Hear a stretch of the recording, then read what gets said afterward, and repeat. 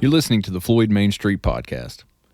Good afternoon, everybody. Hope everybody's having a good rainy Monday here in Floyd, Virginia. I'm your host, Lucas Graham, back for another late edition of the Floyd Main Street Podcast this week. And I'm joined once again by our guest host, Chad Harris, Eric Branscombe. Fellas, how y'all doing today? Good. Trying to stay dry today. We're down here and seeing the rain come through. Got so dark there for a minute, I thought it was about time to go home and go to bed. Yeah, I know you was getting a little worried there about Chad. I think Melton, I think something about you said he was pure sugar. No, I think it was salt. I was saying salt. Hey, it melts too. I'll take it. It does. Well, I can tell you what, we've got plenty to talk about this week. We got a board meeting that I believe went over 7 hours. Is that correct? Yeah, 7 hours and 42 minutes. Cliff Notes version 2 by Chad Harris. Right, yeah. Chad watches it, so the rest of us don't have to. Yeah. Hallelujah. You're welcome. My civic duties. That is right. Yeah. I think I've got it cut down to about 3 hours. The sacrifices that we make. We had part of the nationally, I think it went across the nation, the No Kings protest. That was going on, yeah.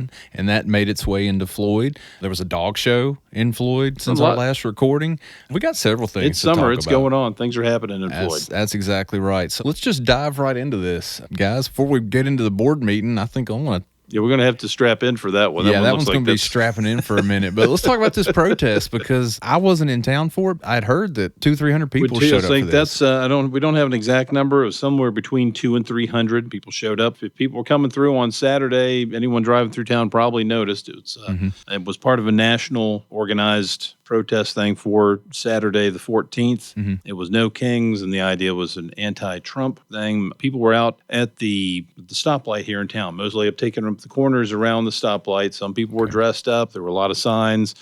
There was some chant being made, but everything was pretty peaceful. The sheriff's office wasn't involved with it. There's nothing that seemed to get out of control, so everything went peaceful and that's what you want. Neighborly, yeah. People have the right to exercise that. That's right. And you do so peacefully. Mm-hmm. And that's what happens, then hey, there we go. They protested, they made their voices heard, but they did so in a manner that didn't disrupt the way of life for anybody else. Right, and like they spilled over into some other areas around the town, but pretty much around, the farmer's market down in front of in the area around the country store where people play music and so forth. Well, on a lighter note, on the opposite end of the protest, there was a dog show.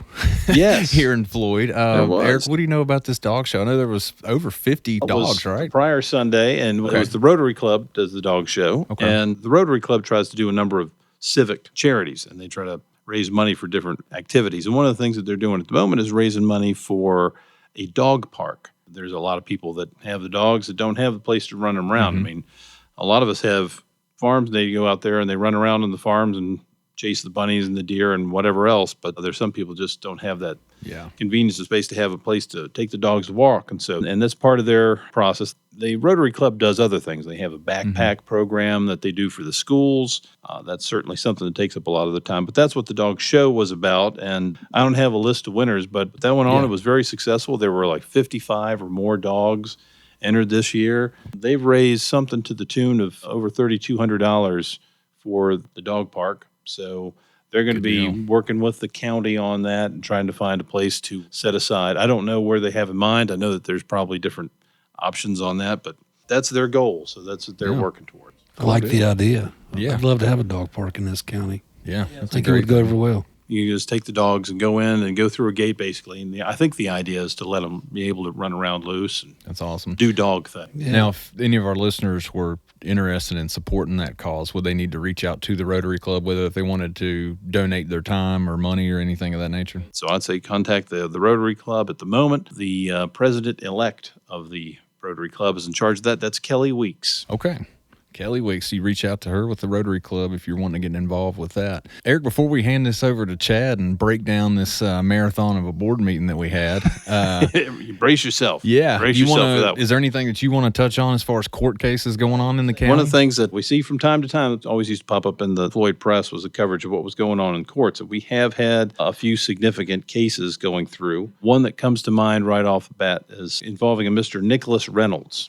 Back on February 2nd, Mr. Reynolds was driving his car up in the Copper Hill area. He has a minivan, And Deputy Skaggs with the sheriff's office was driving along and saw that his tag was like a year or so out of date. It was way out of date. And so he was going to pull him over. When he went to try to pull him over, though, Mr. Reynolds decided this was a chase. And so went on a high-speed chase on Connor Road. Okay. You know where Connor Road is? Yep. Not a high-speed chase road. Yeah, we're not talking about a straightaway here. And he's got this minivan. So we're going speeds up to 90 or more miles an hour on this back road to try to get away from him. And apparently then he suddenly pulled over into someone's driveway, and he jumped out of the car, and he started running so hard that his shoes flew off. They have the body cams on. Yeah, his shoes flew off, and he took off into the brambles. It's in February, but there's still plenty of those thorns all over the place, and he ran straight into all of that mess. Deputy Skaggs tried to follow him at first, and then, of course, he puts out a call that he's chasing this guy, and other deputies show up. Matt Donnelly was one that showed up afterwards, but so Skaggs goes and is trying to follow him through the brambles. In the meantime, Deputy Donnelly pulls up, and he just finds like the deputy's car and the minivan. And then, he hears some voices from the minivan, and sure enough, the minivan is full of kids. There were 5 children in the car, all of them juveniles, and 2 of them in child seats. Eventually, after looking for him for most of the day, because, like I said, he disappeared in the brambles. They couldn't find him. He showed up out at the Dollar General about 6 o'clock that evening. Should have been easy to identify. Yes, he was exhausted, laying on the ground, lots of little cuts from trying to run around barefooted in February and threw all the stuff out there in the woods. We charged him with eluding from a police officer and child abuse. So he ended up with that. He was found guilty, and he'd had no prior criminal record. But he ended up getting a 5-year sentence on the eluding and a 5-year sentence on the child abuse charge. Now, most of that was suspended and then put on probation for the next 3 years. So that was one of the more interesting cases. Yeah. Then we had a violent case. This was involving a Mr. James Sullivan. Mr. Sullivan apparently had been residing down in Daddy Rabbits. Remember Daddy Rabbits? Campground. Yeah, the campground. Well, apparently he was staying there with his wife. The sheriff's office found getting involved in that was, I think this was Deputy Osborne. There was a call from the emergency room. They're saying that they had a lady over at the Carillion New River Hospital, and that they found this woman and said that she had strangle marks around her neck. When the deputy got there to talk to her about it, she described about how he had beat her around the head and face and tried to strangle her. And then what happened then is that Mr. Sullivan went on the run. That was back in 2023, and he was on the run for the better part of a year before we caught him. He finally got caught over in West Virginia. We brought him to justice this past month. He was found guilty of the strangulation and the domestic assault. So he's pulling some time on that, and he also has some charges that he stirred up some things over in Giles County as well. So those were 2 of the more interesting cases that we have going on at the moment. Glad he was able to be found up there in West Virginia, and I'm sure there was an extradition there. We was able to get him down here. Apparently, he stirs up trouble wherever he goes. So he couldn't stay quiet for long, and they found him over there and sent him on back once they were done with him. Oh, wow. All right. That pretty much wraps up all the significant cases. We'll always have something come through, and I'll be glad to tell you about any new ones that come through there. Cool little addition there, because you're right, though. Those cases used to be presented every week in the Floyd Press. That's right. Back when we had a beat writer and people took care of that thing. So we're bringing that news to you here on the Floyd Main Street podcast. Chad, I'm going to hand it over to you, and I'm going to go get some coffee, take a nap, fire the grill up. Maybe when I get back, you'll be done with the clip notes. You may want to. Nah, take it away. Let's touch on one other thing first, and that's a program that Sheriff Brian Craig created when he took office. And there's been a number of things that the sheriff has done since he took office in 2016. But I think the most successful and life-saving program that he's created was the Rise and Shine program, and it's saved many of lives over the course of the 9 years that he's been in office. And I had one of the dispatchers just kind of run the numbers and see how many times we've had to send rescue or the police to the residents when they didn't answer the phone, and that's been 10 times within the last 2 to 3 years. So potentially those 10 cases were 10 lives that were saved. And what this program is there's a little bit of an application that you fill out. Basically, there's stipulations that get you on the program. But if you're elderly and you live by yourself and maybe you don't have family close by, what happens is one of the dispatchers will call you every morning, check on you, have a little chat, make sure everything's good, and then continue on with the day. So in the past, there's been times that they've called, no answer. We would send an officer out there and find that, hey, this person's had a heart attack or they fell, they can't get up.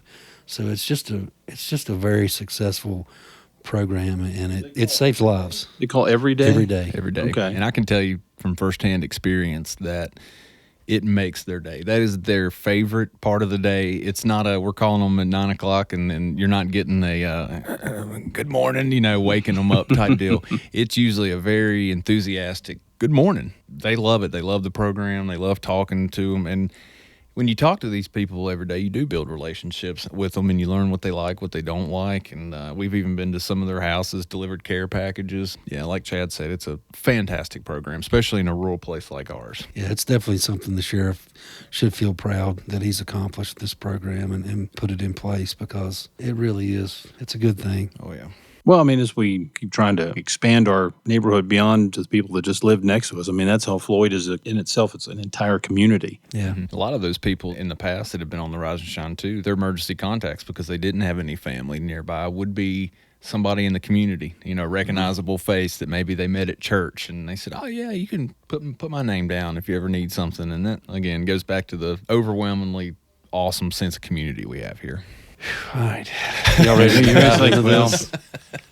I think I can make it as quick as I will try to heckle you as much as possible in order to try to make it less painful for the rest of us. Maybe not so dry. So the first speaker was a fellow by the name of Kevin Gant. He's the president of the Blue Ridge Parkway Foundation. And he touched on that foundation purchasing roof materials for Mayberry Mill. It's just sort of the things that they focus on. There's $5.2 million of grant money, I guess, focused for the parkway. And he spoke on a resolution. So they made a motion, and it was adopted during that meeting. That was voted on and approved 5-0. The next speaker up was Dr. Cromer, superintendent of the school. She spoke on the amended budget, and there was roughly a $327,000 shortfall in their budget. And I think they actually had to cut 2 positions in order to make this budget work. So I hate to hear that. Oh, they had to cut 2 positions? So these positions were people, I guess, that had retired, and they just didn't rehire for the positions. Okay. Well, that's I believe. A little less painful, but still kind of leaves us a little short. It's sad. Yeah, it really is. She spoke on new policies and procedures and trainings that they were implementing for the staff. They were questioned about paving one of the schools, in which she responded that they had a $50,000 increase on maintenance funding. And her budget, she already had to cut 2 positions just to create enough money there to give her employees that 3% raise that was handed out from the state. So she's really pinching pennies, it sounds like. She spoke on aging equipment, and she touched on 3 elementary schools were built in 1939. 1939? That's what she said, yeah. Wow. I didn't recall them being that old, but That's putting on a lot of years. I thought mid-60s, or maybe that was just high school. you might be thinking about the bank building or Yeah. courthouse. I mean, the courthouse was built in 1951. Yeah. The bank building, I think, or the new county building's about the same age. Hey, maybe I heard it wrong, but that's what I wrote down here in my field notes. But anyways, moving on, David Clark spoke from VDOT. Jerry spoke on money allotted, and we get close to $1 million, I believe is what he had quoted. Supervisors debated on roads in need and kind of who qualifies. They went back to the 50 cars a day, and that falls on legislation, and also touched on having to have these right-of-way approvals. That was something that came up during Lucas's interview with Ms. Bechtold. It was. It's in the works to do all of that, but it's just a matter of if you put the money into fixing the potholes basically come right back. So in order to fix it, you have to, rip up the asphalt and then put down a new layer. And apparently some roads just don't qualify. They just, for whatever reason, they don't have enough traffic or whatever. They just don't qualify to be a priority. If I understand it right, there's 6 roads that gets prioritized in the 6-year plan, and they might get 2 a year. Maybe. It gets pitched to VDOT. VDOT takes it back, and where it goes from there, who knows? They have their budget they work with, and so they only, like I said, if there's $1 million looking at Floyd, I mean, I could see that going pretty quick when you're trying to repair some roads. Yeah, and every district representative was bringing up, roads in need of repair to VDOT. So they were all fighting for their district. Moving on to social services, Chad Alls and Rebecca Duncan from social services spoke on processes of child protection services. The board approved a resolution in support of the NRV Hazard Mitigation Plan, which passed 5-0, which benefits FEMA funding. And Ladina spoke on the many issues regarding getting funds for this plan. They moved to public comment, which, just like the last meeting, there were few there that wanted to talk about road conditions, one being Firehouse Road. That's the one we've talked about before, right? And it's funny, I rode through there one day just to see how bad it really was. And the gravel section is actually in better shape than I remember it, and the paved section is horrible. It seems to be in bad shape, but there's a lot of roads out there that are in bad shape. So it just kind of is what it is. It seems like there's like that everywhere. Be interesting to know. I live on a secondary road that's off of a secondary road, doesn't have any connecting to any major road in the county, and I can tell you we are at the bottom of the barrel for any type of repair or anything like that. But I could guarantee you Firehouse Road has a lot more traffic than Sandy Flats. Yeah, for sure. It's interesting to me. That's not me pointing a finger by any means. It's a complicated matter with multiple local and state agencies that have to work together, and it's I guess it gets put in the 6-year plan. It goes to Richmond or wherever, and they put everybody's name in a hat and draw it out. That's what it sounds like. And, it does sound like a lottery. Just because you're on the 6-year plan doesn't necessarily mean in 6 years this road's going to get fixed. Sounds like you got a lottery ticket for the next 6 years. Right. It reminded me when I lived on Griffith Creek Road, it felt like VDOT considered us to be acceptable losses. It's kind of that if you live this far out here in the backside of beyond, then you deserve what you get. That's because Griffith Creek qualifies for the 50 cars per year rule. Yeah. So they talked about potential changes to road abandonment, the grading bid, which they authorized to go out to bid on that, passed 5-0, and that's for the transfer station. There was some talk about our potential seizure lot that we've been pushing for since probably 2019 to have a secure lot for vehicles that we would seize, whether it be through drug seizure or other cases, to have a secured area to protect those outside of just taking them to a landfill or having a tow company hold them. Is there any idea where that would be, or is it just kind of vaguely out there? Man, this thing started with when Terry Morris was county administrator.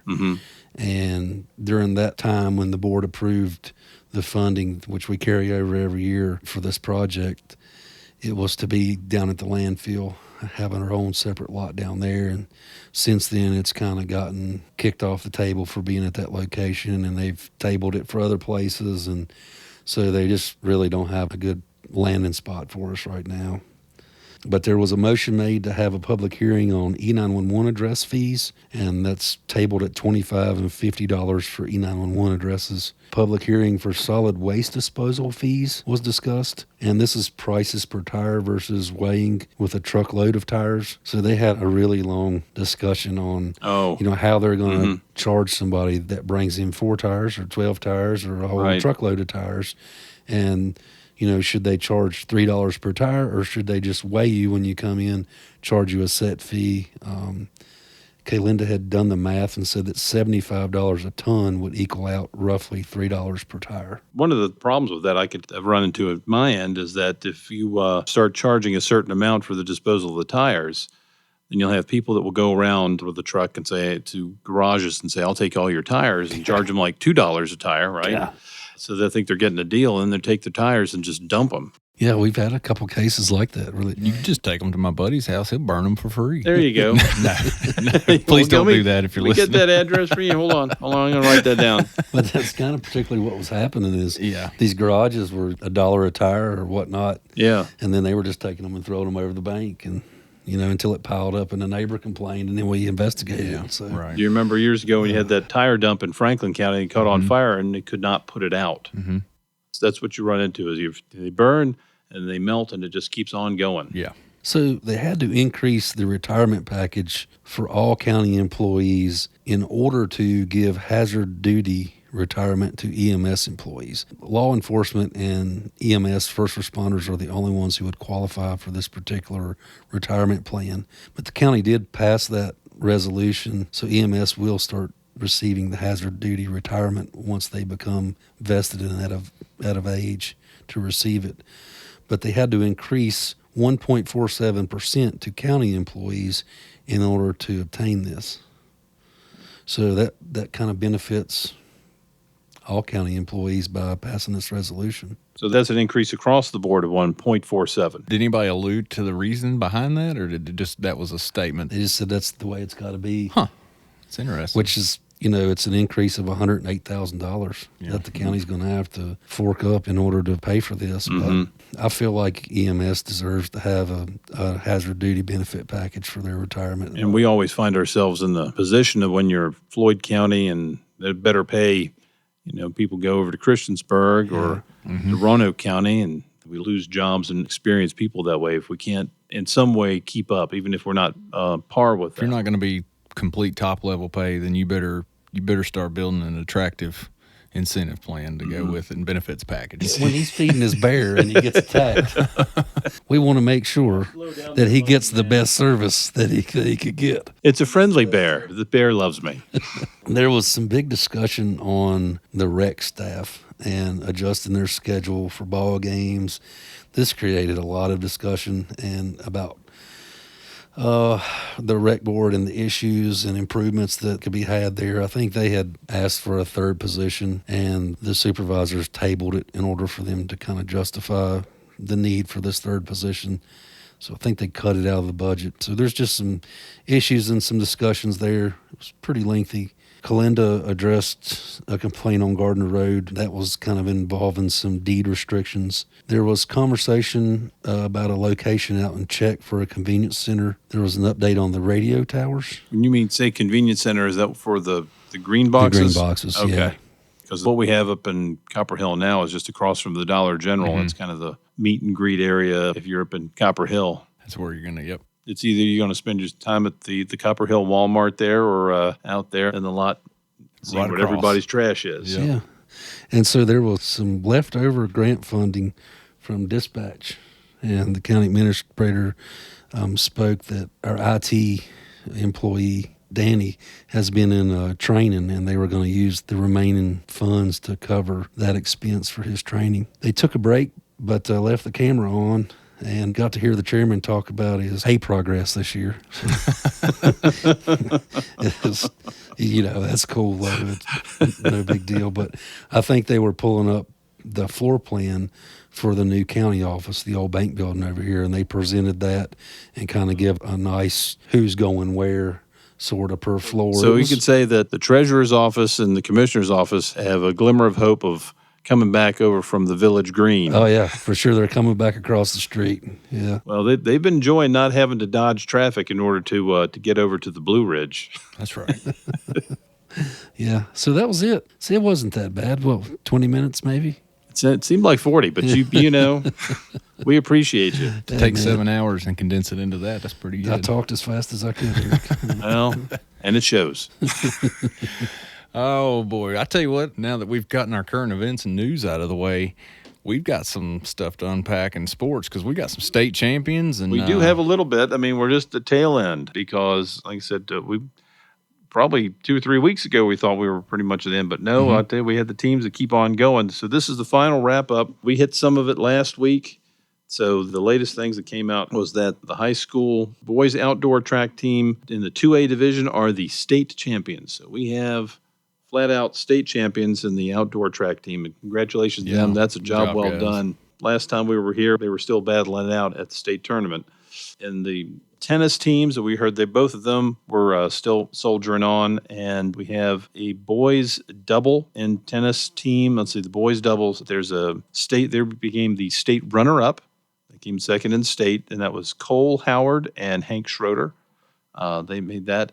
And then as a team, this is probably the best story of the bunch. I mean, of course, aside from the state champions, but I mean, the most impressive one that we have is the Lady Buffaloes tennis team in a 5.5 hour battle against Marion. And in the end, coming to them by 5-4. So 5-4 came in second. It was a hard-fought battle. Hats off to the Lady Buffs. That's a lot of fight. That's a lot of spirit that they showed. Man, what a state championship match. Unbelievable. 5.5 hours for all what the a bread. duel. That's a duel. Yeah. I'm sure it could have gone either way at any moment. Yeah, at that point. But hats off to Lady Buffs, though, for a great season. That's fantastic. So I think that pretty much wraps us up as far as the high school sports so far. Now, I know that there were a number of people that were being named from the softball and the baseball teams to the all-region and all-state, et cetera, and I'll try to find some information on that to summarize that, but there were a lot of excellent players that are getting recognition at the regional and the state levels that we need to let everyone know about that. Yeah, it's always good when we're talking about high school sports in mid-June. That essentially our sports section today is just talking about state champions and runners-up. I mean, it's... We got something to talk about. Yeah, that we actually have something. That's right. Got some talented people in this county, athletics and artistry. Moving on then, since we've covered all our end of seasons here in sports, we've got, as Eric has alluded to before, it's summertime in Floyd County, which means there is always something going on. But I'm going to let Chad talk about plenty. He's talked about it here on the podcast before and some of the food drive that they've got going on. Not to put you on the spot, Chad, but I thought I saw a post somewhere that there'd been 100 and some pounds of food that's already been raised. Yeah, that's for right. the food drive with Plenty. Yeah, that's right. That's fantastic. I don't know if there's any more update past that point or if we're still taking donations on that. I think it was 117 pounds of canned goods that we had taken in so far as of Friday, and we're still collecting to the end of June. So if you've got some canned food to donate, please bring it in to our dispatch. Be more than glad to take it. And I know Plenty has just been very excited that we're doing this, and it's been great. It's great that the community's, been helpful and forthcoming on this. Oh, yeah. But they're sponsoring the small town summer event in town, and I think they have a booth set up. It's June 19th, and if you donate an item, you get a free sticker. So come out and check them out if you're not got anything going on Thursday night. Yeah, they usually have like some music and a movie. Yeah. So that'll be good time. Usually it's one of these family movies everybody can kind of settle down and watch once it gets dark, or they have that big inflatable screen they bring out. Yeah. It's a good time in town to bring out the family. So June 21st, they're having a open house for blacksmiths to come and forge at the Floyd Center of Arts. I thought that was pretty cool. They're offering that up. I'm not sure how much experience you have to have in order to participate in that, but it says that they're offering new classes. So I'm not sure if that's for beginners or if that's for novelists or just people who don't have a forge and would like to come out and participate. But it's Saturday, June 21st from 10 a.m. to 5 p.m. I think that's so cool. Maybe it's because I've been on a little bit of medieval kick in movies with my wife recently. Yeah. but I mean, that is so cool. So it says that they're opening it up to blacksmiths who's got prior experience and want to continue honing their craft. They're supplying the equipment and the coal forge. Coal is included. That's right. That's right. I would probably show up to that just to watch. Yeah, I think that fun would to be watch. so cool watching them turn that piece of metal into an artistry. And for Chad, it's the opportunity to get that second career that we've all been saying that he needs. Yeah, that's right. I do a little bit of knife making on the side and strictly just stock removal. The forge is a whole nother animal when you talked about, making a knife out of a chunk of metal. So definitely it's a talent there that I would like to explore one day, but it's not going to be anytime too soon. I've got too much going on here. Watching these board meetings, I don't have time. Just have that playing in the background while you're working on your forge. Sorry, honey, can't hit the forge tonight. I got a board meeting to watch. Exactly. We have one of the, if there's from that show, Forged in Fire, one of the fellows that used to be on that actually lives over in Christiansburg. Really? Yeah, he does. He's an attorney here. Or he practices in Floyd, yeah. Yeah, we see him from time to time. He finished second. Stories. He should have won, but he finished second on the show. Yeah, Matt Roberts. Yep. I did not know that. I have to go back and check that out. Interesting guy to talk to, too. He's very knowledgeable in the knife-making world. Yeah. We got a benefit coming up, right? There's a benefit dinner for Daryl and Anissa Keith It's actually Saturday, June 28th. At Green Mountain Baptist Church Fellowship Hall, 5 o'clock until sold out. The menu looks fantastic. Barbecue, baked beans, coleslaw, and your choice of dessert and a drink for $10. Or they have another plate. Barbecue ain't your thing. You can do chicken tenders, baked beans, coleslaw, and again, choice of dessert and a drink, $10. Curbside orders. You can call ahead, but this is, again, a benefit dinner for Daryl and Anissa Keith, so make sure y'all show up for them, raise some money for that family. Saturday the 28th. So where is Green Mountain? Green Mountain, it's way out yonder ways. I was thinking. Yeah. I was wondering that myself. Green Mountain is out kind of off of Buffalo Mountain Road. Okay. Out in that area. It's kind of between like Buffalo Mountain Road and Medicine. It's sort of that little area out in there where the Burnett's live. Okay. Hey, you know what I'm talking about now. Now I know where you're talking about. Any other benefits, Chad? Yeah, there is one more. Saturday morning, that's starting at 7 a.m., June 28th. There's a breakfast benefit for Kim Fox. And it's my understanding that Kim needs a lung transplant. And she's got to have roughly like $20,000 to put forward in order to even have this transplant. So if you're not doing anything that morning, I think that's something we should all focus on going to and participating in and getting behind, because you never know if the next one may be for you. That's where the community excels at coming together for things like that, just like we did with Josiah Cockrum. Yeah.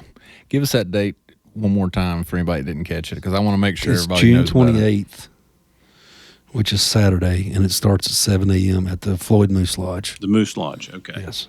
Good deal. This Saturday from 4 to 7, Citizens is having another cruise in. They're saying that it'll be Saturday, June 21st from 5 to 8 p.m. Bring your classic car or just come admire the amazing rides on display. There will also be food available for purchase while soaking in the good vibes.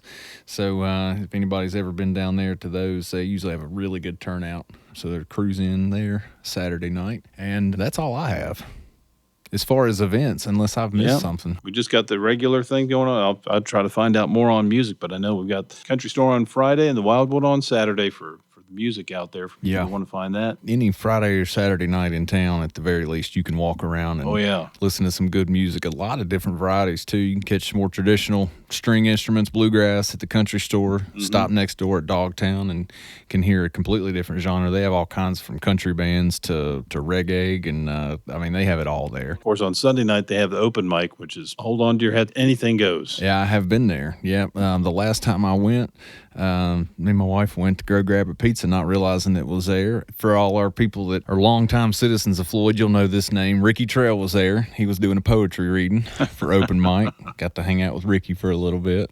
But, there are all kinds of stuff to do here in town. And not just in town, the county in general. And summer's heating up, and so are the events. But, again, if you have any event, anything coming up that you want us to bring up on the podcast that maybe we missed or haven't brought up yet, send it to us. We're on all the platforms, Facebook, YouTube. You can email us. We're on Apple Podcasts, Spotify, and there's more that I know I forget, but I try to hit the main ones. Well, if you give us any kind of like or share or anything like that, that helps with getting having it spread. It's the algorithm in a lot of these things, like a Facebook and otherwise. Let people know that this show's out there. They're just kind of having it pop up in the feed. We're new. We're getting this thing started. Word is just getting out there, so we want people to know about it. So if you share, and if you hear a podcast, something in it that you like, you share it for us or like the post. We really appreciate it. Every like, every share, it matters. Yeah. Eric, didn't you have some kind of fun fact about podcasting and episode lengths? Yes, we were talking about this the other day. I was reading that 90% of podcasts don't make it past episode 7. Really? What are we on, 13, 14, something like that, yeah. And we filmed several just before we got the nerve up to air one. Yeah. Here we are. It's a need, and I've enjoyed doing it. It's fun. Yeah, me too. It's fun as heck, and I want to be as engaged as we've been with the community and people. We get messages on the Facebook page. I don't know if I haven't checked the email. Chad keeps up with that, but we have people reach out to us and request things. Because we try to keep up the news. It's the source of the news. Yeah, absolutely. Go ahead, Chad, because that's a big one. You're the YouTube guy. The YouTube, get us on there and subscribe. That way you get up-to-date notifications when we're live or when our podcast drops. And that's Floyd Main Street Podcasting on YouTube and Facebook. That's right. And as always, we have to thank our production crew. Yes, can't let that go without happening. Our Superman over here, John, who's brought us these fantastic microphones to make us sound better than we really do sound. And for Chad, that's saying a lot. We appreciate John, and we also appreciate Big Country Cochran for all he does for us too, and his work. He's been a loyal helper to the podcast. Absolutely. Those are the people that make the wheels go around. They keep them from squeaking and keep this thing a well-oiled machine. So we never want to go without giving them that recognition. I don't know if we could quite say that we're a well-oiled machine just yet. Oiled machine. Hey, we're getting better. But listen, y'all, that's going to be it for today. And again, shoot us a message if you got something coming up that we've missed and or want to talk about. And if not, take care of yourselves. Take care of your loved ones. Till next time. Adios. Bye-bye.